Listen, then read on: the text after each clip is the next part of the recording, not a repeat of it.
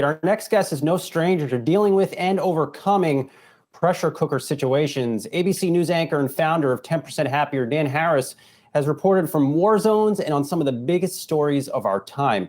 He joined us now to share some ways to stay mentally sane and healthy during the ongoing pandemic. Dan, good to see you. Share your tips, because I'm sure a lot of folks out there can use them right now.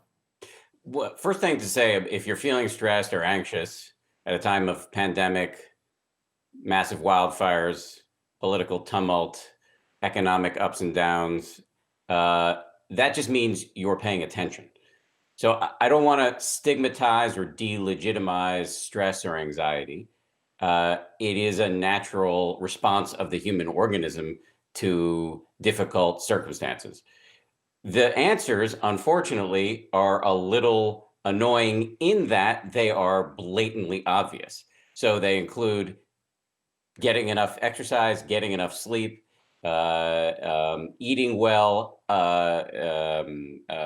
getting exposed to nature is a huge thing. Social connection, the quality of your relationships is probably the biggest thing. And then the sixth thing I'll add, which is often overlooked because it has its own set of stigmas, is meditation. And I have been a news anchor most of my life, but I discovered meditation 11, 12 years ago. It changed my life, and I now have basically shifted much of my attention in my career to evangelizing on behalf of this practice, which a lot of people like me kind of skeptically and reflexively reject.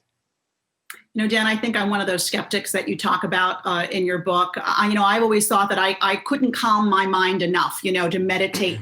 This sort of deadline-driven go-go industry that we're in sort of wouldn't be for me. So make the argument for how a novice like myself could get started with meditation. I mean, I have so many arguments to make, but let me just start with the idea that somehow if you have a calmer, less activated mind, that you will be less effective at what you do. A couple ways to attack this. One is to just point out the phenomenally successful people who do meditate, from the sports world, like Novak Djokovic, or although I guess he had an issue recently, but the Chicago Cubs, by the way, Michael Jordan, Kobe Bryant, from the business world, CEOs of massive tech companies, to the journalism world. I do it, George Stephanopoulos, Robin Roberts. You can pick high achieving folks and look at how they're using meditation, not to numb themselves out. It's not some sort of Calgon take me away thing. It reduces your emotional reactivity and boosts your focus. Not for nothing, it also has a whole panoply of health benefits that the research over the last 15, 20 years seem to strongly suggest, such as lowered blood pressure, boosted immune system, and literally rewiring key parts of the brain associated with stress, compassion, and self-awareness. Just to very quickly add to an implied challenge in your question, which is, how do I find time for this? I have two little mantras. Two little slogans. One is 1 minute counts. And on my meditation app, the 10% Happier meditation app, we have lots of 1, 2, 3 minute meditations. And the second is daily-ish. I would love to see people meditating 5 to 10 minutes every day, but habit formation is really hard. If you set the bar low by saying 1 minute counts and I'll do it most days or daily-ish, that science suggests can get you over the hump. Dan, in the 30 seconds we have left, a lot of this stems from you were on air and you had a panic attack live on television. As you have reflected on that, did you see were there any one or two signs leading up to that event that said, you know what, maybe I need to take a step back and meditate or just take a vacation?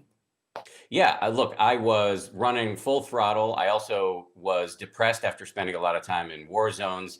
I had some unhealthy activities in my personal life. And when I had that panic attack, I really had to kind of pull the emergency brake. I got therapy, I started meditation, and that's really what's put me on this journey, which is hopefully helping other people as well.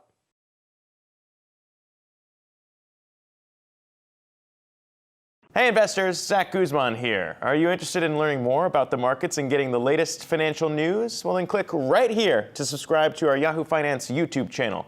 Get the latest up-to-the-minute market analysis, big interviews in the world of finance, and information on how to manage your money every day wherever you are.